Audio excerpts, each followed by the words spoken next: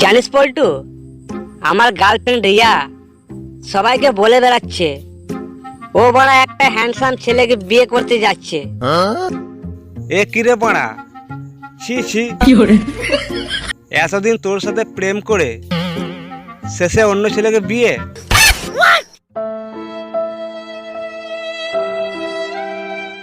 তুই ফোন ডাক বোকাচোদা।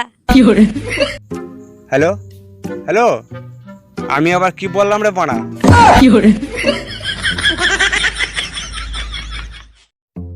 পল্টু পচাকে বলল।